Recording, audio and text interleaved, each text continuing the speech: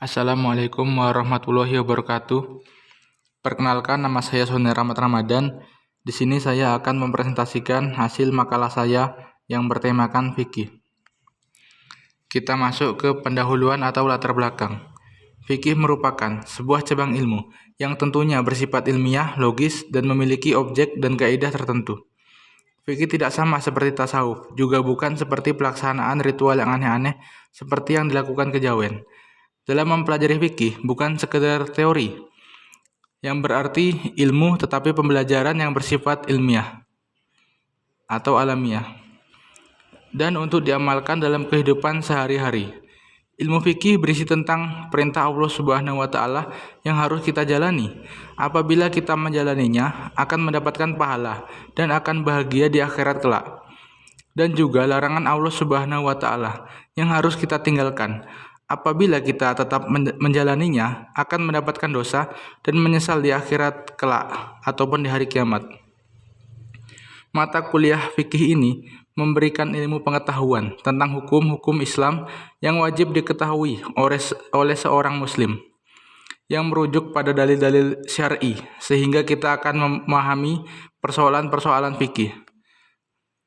Adapun rumusan masalah tentang pengertian fikih, sejarah fikih di zaman Rasul, sahabat, dan sekarang, sumber hukum Islam, ruang lingkup fikih, perbedaan antara fikih dan usul fikih.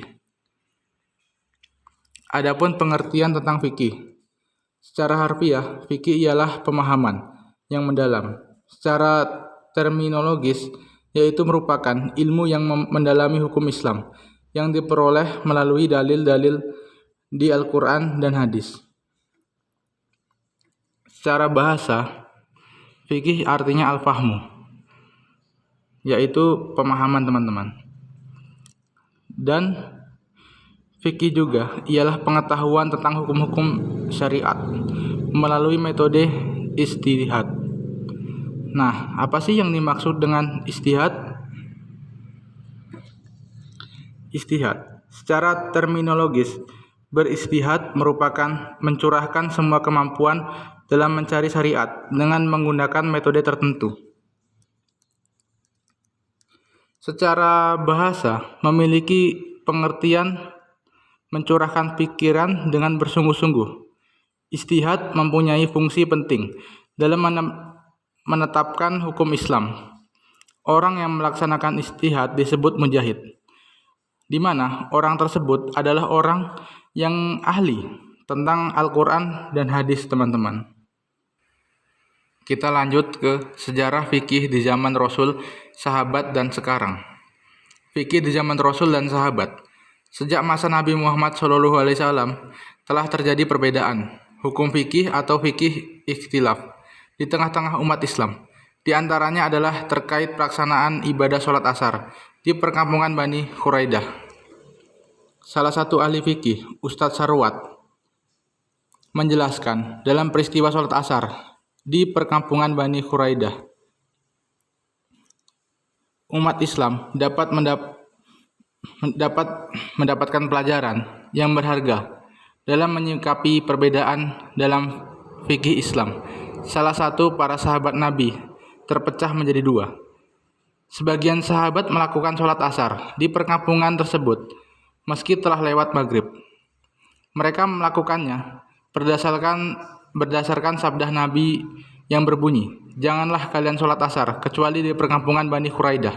Sementara bagian sahabat lainnya mendatangkan tidak boleh melakukan sholat asar setelah lewat waktunya atau waktu maghrib. Lalu bagaimana Nabi menyikapi adanya dua perbedaan tersebut?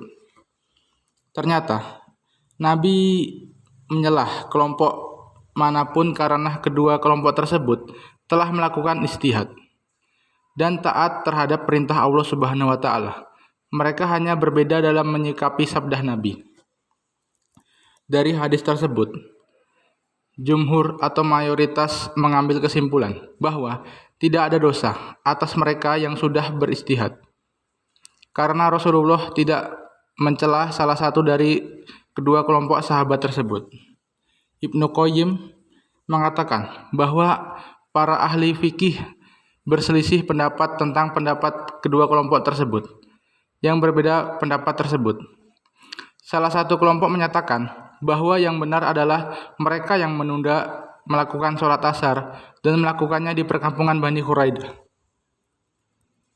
Sementara kelompok ahli fikih lainnya berpendapat bahwa yang benar adalah melakukan sholat asar pada waktunya ketika dalam perjalanan menuju kampung Bani Quraidah. Jadi, tidak ada yang salah dari pendapat kedua kelompok tersebut. Sementara, dalam catatan ibadah sholat sendiri juga terdapat perbedaan. Ustadz Sarwat mengatakan, ketika Nabi takbiratul ihram, ada dua riwayat yang menyebutkan. Salah satu hadis mengatakan bahwa Nabi mengangkat tangan sampai sebatas telinga, dan ada juga hadis yang menjelaskan bahwa Nabi Muhammad SAW mengangkat tangan hanya sebatas pundak dada. Jadi, kalau khusus ibadah layaknya sholat dan sebagaimananya, memang Nabi SAW itu juga berbeda-beda melaksanakan sholatnya, kata Ustadz Sarwat. Jadi, menurut Ustadz Sarwat, banyak sekali peristiwa di mana khalifah, yaitu termasuk Umar bin Khattab, ada salah satu imam yang membaca Al-Qur'annya salah gitu teman-teman. Jadi Umar bin Khattab ini mau mencekik seorang imam tersebut gara-gara menganggap imam tersebut salah membaca Al-Qur'an. Begitu teman-teman. Dan kita lanjut ke fikih di zaman sekarang. Sistem mempelajari fikih di zaman modern kenyataannya sangat nampak dari kebangunan fikih Islam di masa ini, ialah mempelajari secara ilmiah dan akademis. Pada masa ini, kondisi fikih banyak memburuk. Hal ini terjadi karena 1. Para ulama telah memalingkan kemampuannya untuk mempelajari kitab-kitab yang sungkar dan memutuskan hubungannya dengan kitab-kitab yang berharga tinggi tersebut yang ditinggikan oleh para ulama terdahulu. Yang kedua, terputusnya hubungan antara ulama kota Islam, padahal sebaik-baiknya wasilah untuk mengambil ilmu dan meluruskan jalan yang menjurus ke hal itu adalah bertemu langsung kepada orang yang pandai secara lisan, dan hal ini tidak akan tercapai kecuali dengan memperbanyak perjalanan ilmiah.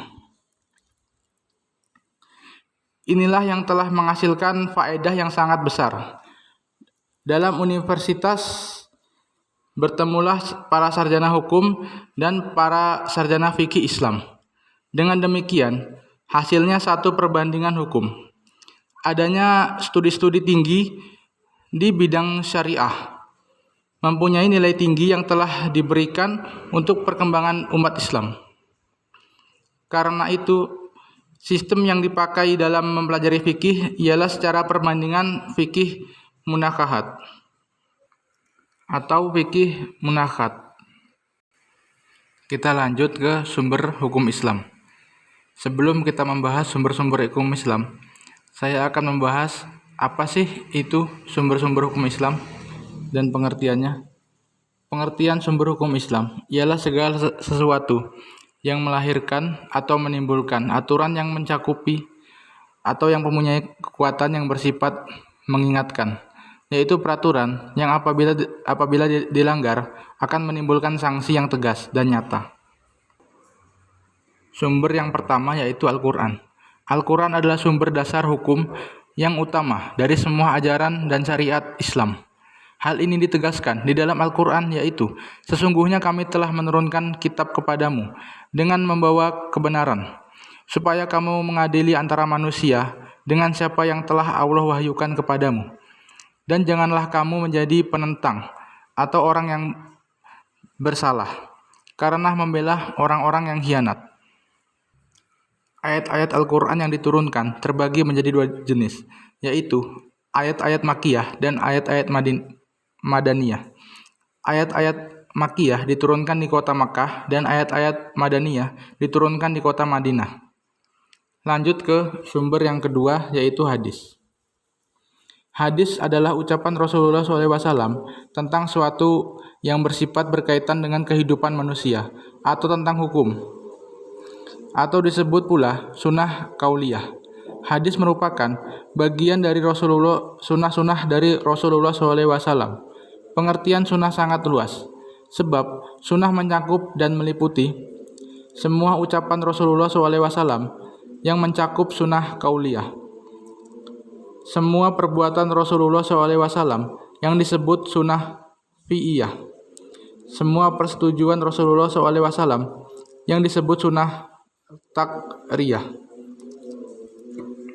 Dan kita lanjut ke al-ijma. Ijma menurut hukum Islam. Pada prinsipnya, ijma adalah kesepakatan beberapa ahli sejumlah mujtahid umat Islam setelah masa Rasulullah SAW tentang hukum Islam atau ketentuan beberapa masa yang berkaitan dengan syariat atau suatu hal. Ijma merupakan salah satu upaya ijtihad umat Islam setelah qiyas. Kata ijma berasal dari kata jam, artinya menghimpun atau mengumpulkan. Ijma mempunyai dua makna, yaitu menyusun, mengatur suatu hal yang tak teratur. Oleh sebab itu, berkaitan menetapkan, memutuskan suatu perkara. Dan berarti pula istilah usul ulama fikih atau fuqaha. Ijma berarti kesepakatan pendapat di antara mujtahid atau persetujuan pendapat di antara ulama fikih dari abad tertentu mengenai masalah hukum. Terdapat dua macam ijma, yaitu ijma shoreh atau jelas atau nyata. Ada apabila ijtihad terdapat beberapa ahli. Mujtahid menyampaikan ucapan atau perbuatan masing-masing secara tegas dan jelas. Ijma sukuti, diam atau tidak jelas, adalah apabila beberapa ahli ijtihad atau sejumlah mujtahid mengungkapkan pendapat atau pemikiran secara jelas. Kita lanjut ke ruang lingkup fikih. Ruang lingkup fikih terdapat pada ilmu fikih adalah semua hukum yang berbentuk amaliyah untuk diamalkan oleh setiap mukallaf. Mukallaf artinya orang yang sudah dibebani atau diberi tanggung jawab melaksanakan ajaran syariat Islam dengan tanda-tanda seperti balik, berakal, sadar, dan sudah masuk Islam. Hukum yang diatur dalam fikih Islam itu terdiri dari hukum wajib, sunnah, mubah, makruh, dan haram. Di samping itu, ada pula dalam bentuk yang lain, seperti sah, batal, benar, salah, dan sebagainya. Objek pembicaraan ilmu fikih adalah hukum yang bertalian dengan perbuatan orang-orang mukallaf, yakni orang yang telah akil balik dan mempunyai hak dan kewajiban. Adapun ruang lingkup seperti telah disebutkan di muka meliputi pertama, hukum yang bertalian dengan hubungan manusia dengan Khaliqnya atau Allah Subhanahu wa taala. Hukum-hukum bertalian dengan hukum-hukum ibadah. Kedua, hukum-hukum yang bertalian dengan muamalat, yaitu hukum-hukum yang mengatur hubungan manusia dengan sesamanya, baik pribadi maupun kelompok. Dan ada pula hukum-hukum keluarga, teman-teman, yang disebut al-ahwal. Hukum ini mengatur manusia dalam keluarga, baik dalam perbuatan sampai pada akhirnya. Hukum-hukum berdata yaitu hukum yang bertalian manusia dengan hubungan hak kebendaan yang disebut muamalah. Hukum-hukum lain termasuk hukum-hukum yang bertalian dengan perekonomian dan keluarga yang disebut al-ahkam dan al-iqtisadiyah wal maliyah. Inilah hukum-hukum Islam yang dibicarakan dalam kitab-kitab fikih dan seterusnya sampai terus berkembang. Kita lanjut ke perbedaan fikih dan usul fikih. Menurut bahasa, fikih berasal dari kata faqih, yafqahu, fikih yang berarti mengerti atau paham, berarti juga paham yang mendalam. Di sini ditarik perkataan fikih yang memberi pengertian kepada kepahaman dalam hukum syariat yang sangat dianjurkan oleh Allah dan Rasul-Nya.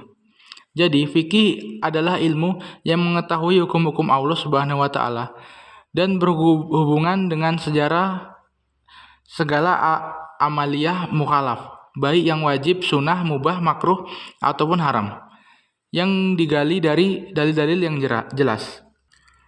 Kalau usul fikih berasal dari dua kata, yaitu usul dan fikih, yaitu adalah berbentuk jamak dari kata asol, yang artinya kuat atau rajin, pokok sumber atau dalil-dalil, tepatnya berdirinya sesuatu. Jadi usul fikih adalah ilmu yang mempelajari dasar-dasar atau jalan yang harus ditempuh di dalam melakukan istibat hukum dari dalil-dalil syarat. Kita lanjut ke penutup atau kesimpulan. Kesimpulannya, fikih adalah peraturan-peraturan yang mengatur hubungan manusia dengan Tuhannya dan hubungan manusia dengan sesamanya. Ilmu fikih mengandung dua bagian.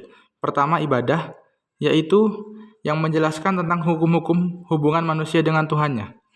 Contohnya ibadah dan sholat, zakat, puasa, dan haji. Kedua, muamalah, yaitu bagian yang menjelaskan tentang hukum-hukum hubungan antara manusia dengan sesamanya. Begitu teman-teman. Adapun daftar pustaka atau referensi yang saya ambil dari Ali Zainuddin, Hukum Islam, Jakarta, Sinar Grafik, Sudarsono, 2005. Hamidi Jazim, Hukum Islam, Teori Penemuan Hukum Islam, Yogyakarta, 2004. Abdul Mukis, Kritik Nalar Fikih Pesantren, Jakarta, Kencana Prenada Media Group, 2008. Soraya Rasyid, Sejarah Islam Abad Modern, Makassar, Alauddin, Universitas Press, 2012, atau cetakan tahun 2012. Muhammad Ali Ash-Shais, Sejarah Fikih Islam.